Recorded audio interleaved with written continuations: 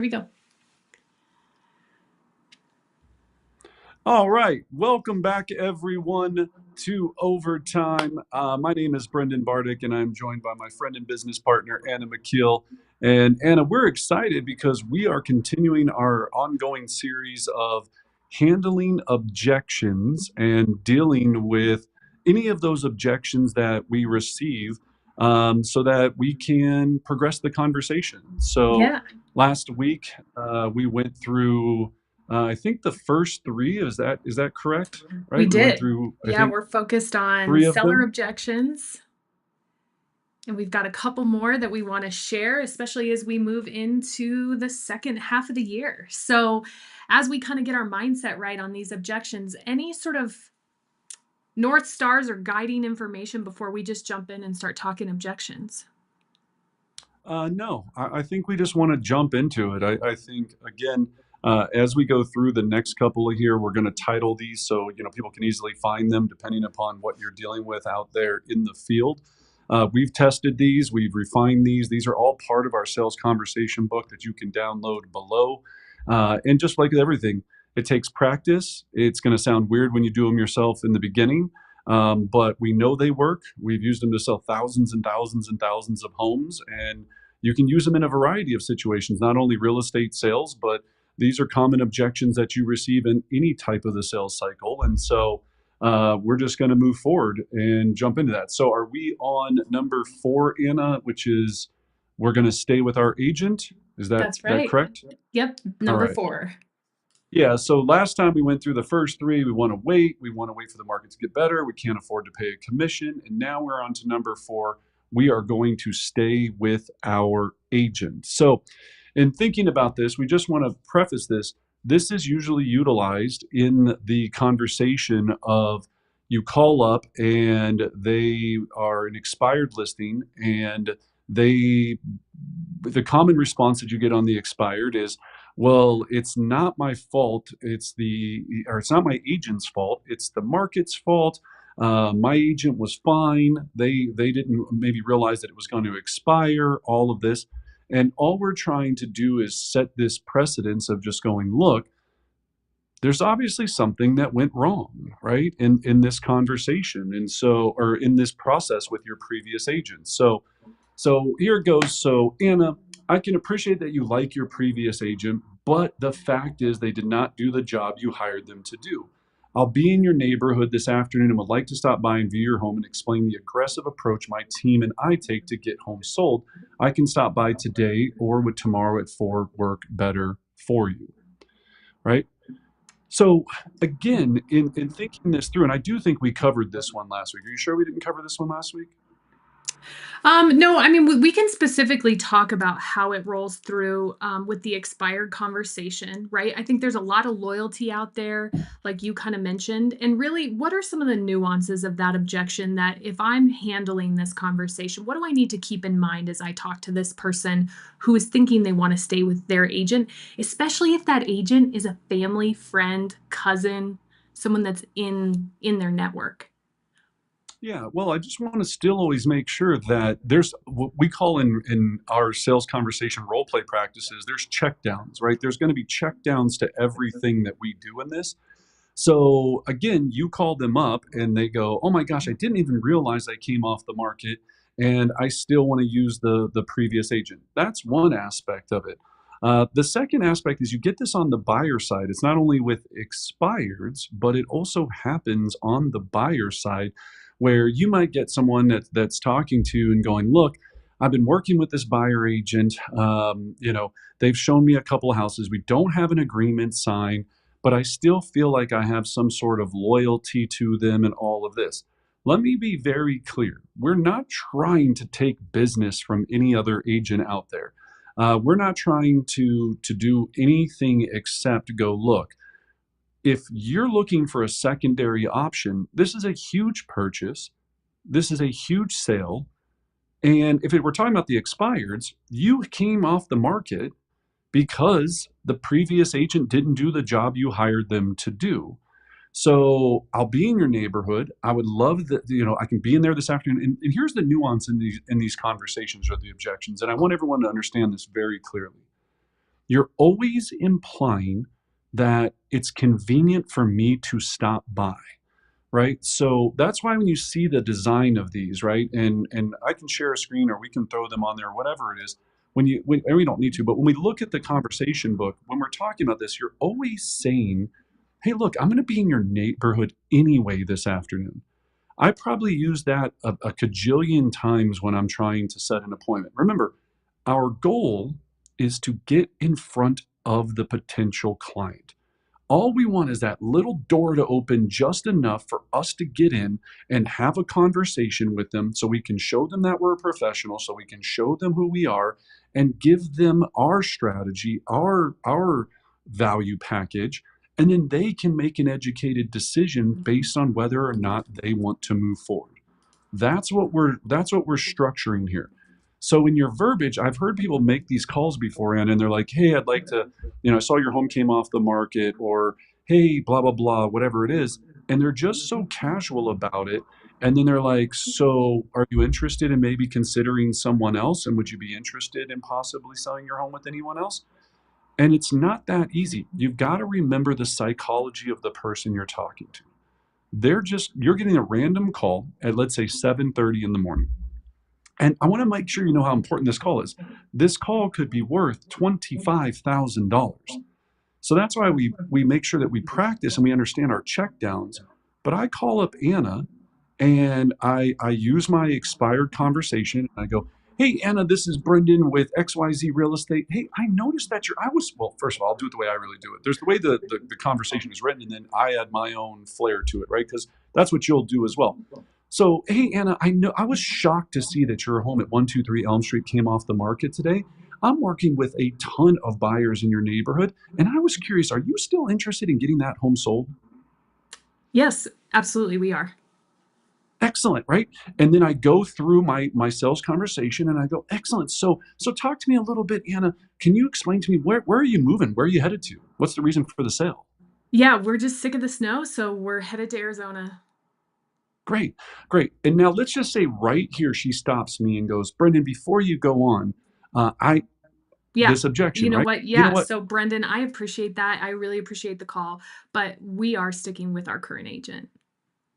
Anna, I can appreciate that you like your previous agent. Think about that word, like your previous agent.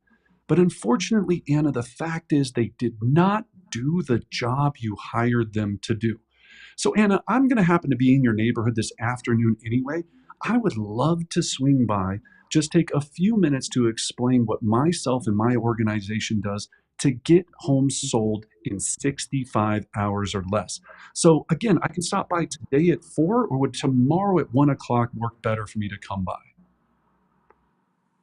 So that's how it has to be, that type of energy and coming to this. So I just wanted everyone to hear that in real time so you can see how those conversations flow. Now, this is the same thing when you're door knocking. You door knock the expired listing, boom, boom, on the door. She opens it up, and you say, "Oh my gosh, Anna, I was just knocking your door. I happened to be in the neighborhood today, and I when I saw your property come off the market, I was shocked. You do still want to sell your home, correct?" Yes, they're always going to say yes because it's an answering that question with correct, not it's not open ended. So, are you still thinking about selling your home? Do you have, it's like you still want to sell your home, correct? They always say yes. That's how this has got to be. That energy and that rhythm has got to be so strong that you're passionate about it and they feel that passion. So again, that was we are going to stay with our same agent. We're going to move on to number 5 so we can really go through these. And then again, you can play these back. You can get these warmed up in there. So number 5, why should we choose you? So this is an objection that we might get when either working with a buyer's agent, and I've heard when working with a buyer, and they go, "Well, we're interviewing several buyer agents. Why should we choose you?" Okay. On the listing side, right? We've met with several people. Why should we choose you? This is a classic interview question in itself.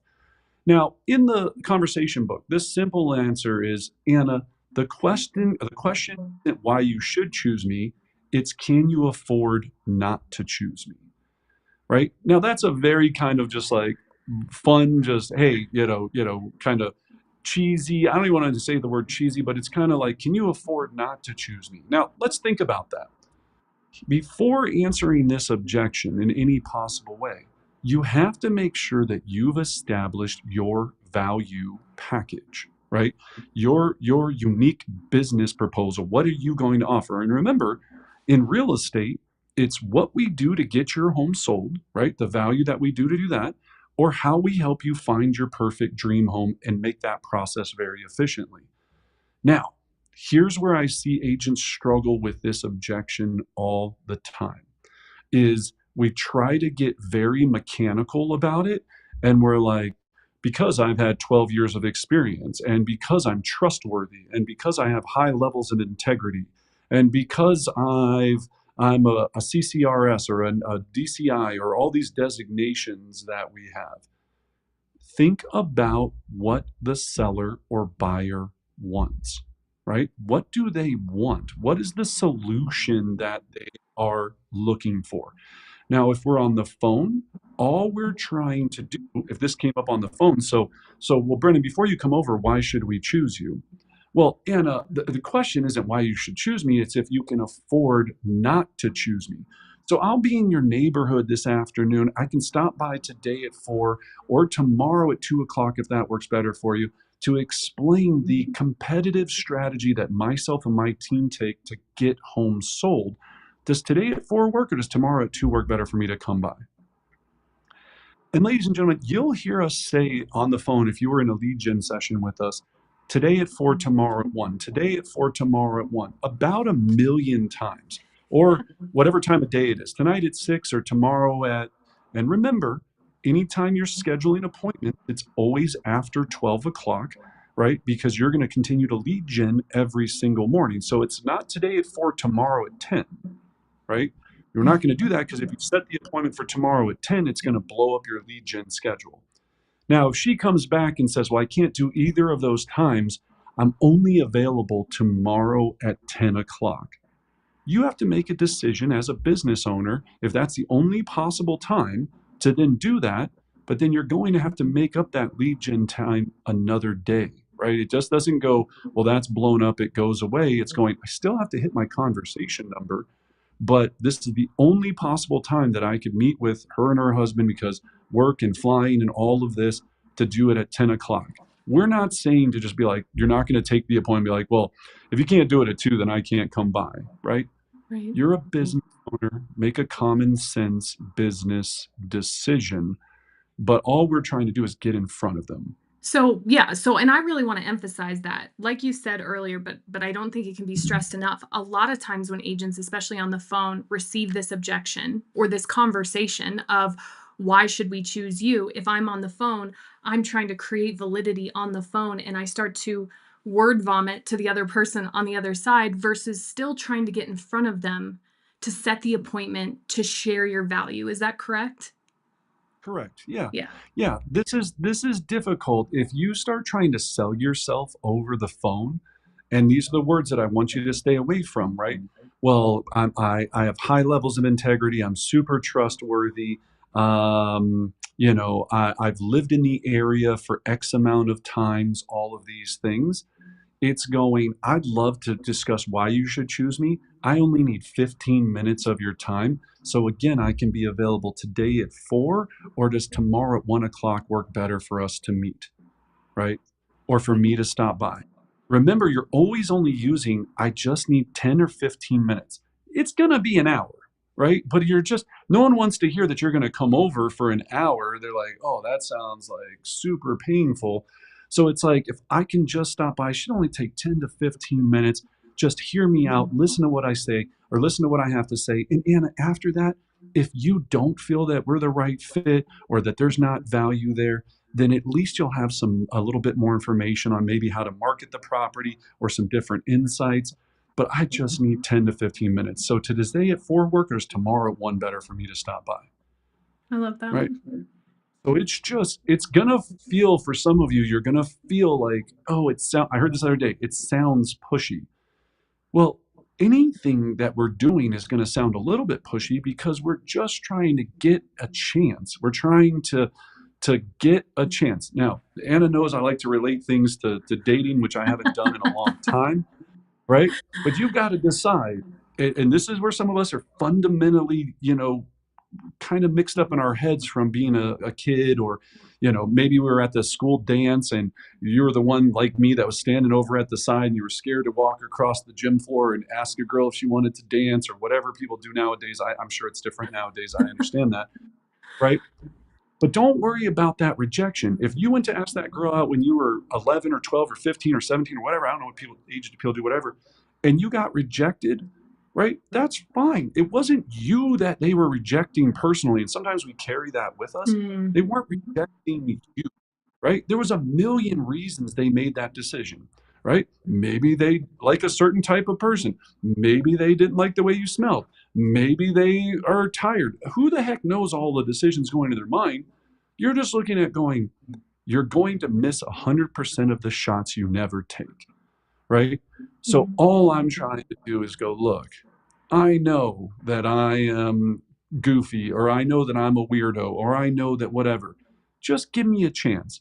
If we go to coffee and you don't have a good time in 15 minutes, you'll never have to talk to me again. But if we can just get that coffee date set up for 15 minutes, what's the worst you're going to lose? You're going to get some free coffee, right? What's the worst? yeah. That's the same kind of concept that we're trying to do here. It's just getting our foot in the door. That's Well, and all we're trying to do, is get our foot and in the I door. I think to your point, so many agents are like, "Oh, I'm so much better in person." Well, that's why we built the objection handlers the way we did, to get you in person so that you can leverage your superpower. People can use your nonverbals, really read and understand. You can build rapport and trust. It's challenging to do all of that over the phone, even for the best of us. So the goal is get in front of them, show them who you are, build the trust, and move the conversation to the next step or the relationship, right? Exactly right, Anna. And think about what the seller wants. If you get this objection, why should we choose you? You've got to simplify down what your value package is. So if you are going to get into anything on the phone like this, it's I help sellers get their home sold for the highest amount of money in the shortest amount of time with the least amount of friction. I would love to just take 15 minutes to explain exactly how I do that. Does today at 4 work or tomorrow at 1? So I'll repeat that again slowly, right? What does a seller want? To net the highest amount of money in the shortest period of time with the least amount of friction or pain. Can So you just think about explain that all the pain time. and friction though? I mean, like, what is some of the pain and friction that our average sellers experience that we can take away as real estate professionals? Right. Well, in our Sold in 65 program, Anna, one of the things that we discovered is that if we can sell your house without you having to do open houses, meaning having weirdos through your home, having one off showings, meaning that you have to get scheduled and get the dogs and the cats and everyone out of your house for one off showings. If you could compact all of this and you gave me 1 to 2 hours one day on a weekend to get as many buyers through your home as possible, and you could have amazing over asking price offers that night and be under contract before the next day. That's what our program delivers. Now, I just need 10 to 15 minutes to go over all of that with you in detail. But as I said, I'll be in your neighborhood today at 4, or would tomorrow at 1 work better for me to stop by? Right? So just think about this. Now, that's the seller. If you're trying to convince a buyer on why to choose you, again, just still think about this. If I'm trying to convince the buyer on why to choose me, what does the buyer want? They want to find their dream home, right? They want to find the type of home that they want. They also want a frictionless process because time is very important to them as well. So I'm going to help you find the exact home you want in the shortest amount of time possible and make sure that you get the best possible price overall to get you the home you want. I just need to meet with you for 10 to 15 minutes to explain that entire process. Yada, yada, yada. Today at 4, tomorrow at 1. All right. Next up, what do we got? Number 6, Brendan, how much is your commission? And I can appreciate your goals to net the most money possible, but at this point, I have not seen the home and I would like to be sure I can help you. I will be in your neighborhood this afternoon and I can stop by today at 4. Would tomorrow at 1 work better for you? Okay. One of my favorites on this is making sure. So, and funny enough, I just literally had this conversation last night. I had a seller that was referred to me by an agent out in Kentucky. Amanda, shout out to Amanda in Kentucky, right? And she knew me through coaching and doing all these things. And she said, Brennan, I have a seller that's moving from there to Kentucky, but they're very commission bias, if that's the right word, very Yeah, commission concerned. sensitive. Yeah. So I'm on the phone with Amanda, and she goes, and her mom's involved. So her mom's name is Kirsten, and the daughter's name is Holly. Holly lives here in Colorado. Kirsten's the mom back in Kentucky. Holly's moving to back to Kentucky to be with the mom and be closer to family. So as I'm talking to Amanda, she was like, "Do you mind if I dial Kirsten in? Just so you know, she's going to ask you about commission." And I was like, "You want to put her on the phone?" This literally happened last night. "You want to put her Wow. on the phone with me right now?" And I go, "Okay, let's do it." I was like, "Let's do it." So she dials up Kirsten, the mom, and she's a Kentucky mom, like, has got the draw. So first of all, I'm thinking of my matching and mimic. And talking to Amanda, Amanda talks like this. She's like, "We from Kentucky, we got horses, you know, just beautiful accent, right?" So I've got to go from Brendan going, I'm like downshift, downshift, downshift.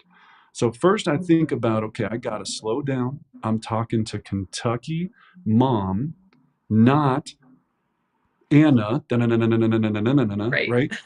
So I downshift. Kirsten comes on. She's like, "Hey, Brendan, Amanda said you're great, but Holly's talking to another agent out there, and we're just really commission oriented. So before we even get into this whole conversation, what do you charge for commission?" And I go, "Kirsten, that's an excellent question. But at this point, Kirsten, I haven't seen the home. I haven't had a chance to meet with Holly.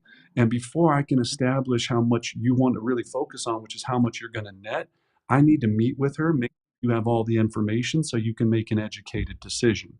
So, Kirsten, what I'd like to do is I'd like to speak with Holly, schedule a time to go and meet with her. I guarantee you that my compensation is very competitive.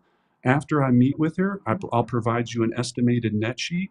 And if you don't feel that it's a good fit for you to move forward after you see that estimated net sheet, we can discuss it and make a decision there. Does that sound fair?" That's it, What right? did she say? She was like, "Okay, sounds great." Oh, then after that, well, yeah. So she said, "Well, I completely understand that, Brendan, but again, she needs every dollar from this house, right, to make sure that she can make the move here and do all of these things."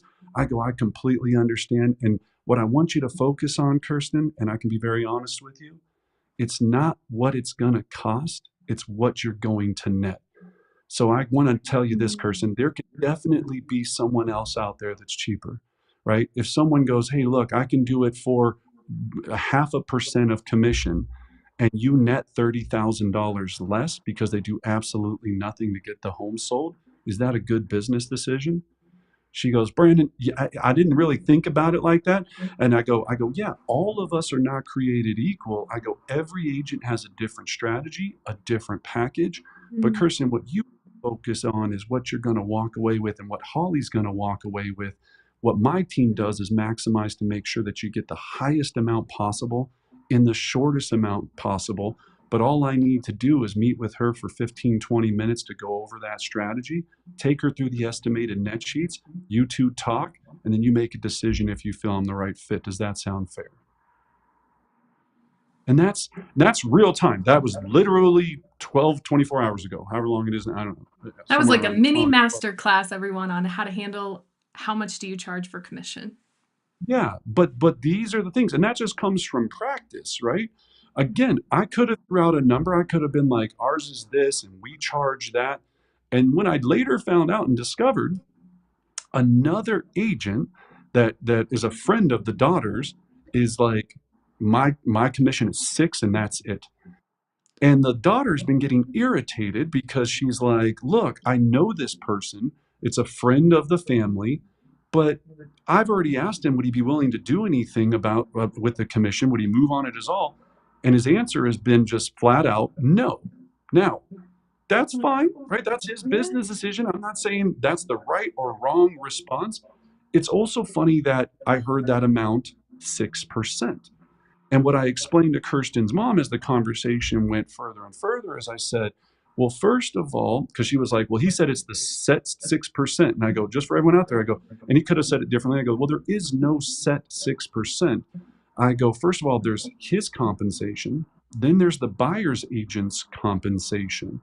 And I go, so there's a whole, everything's negotiable, Kirsten, in that entire process.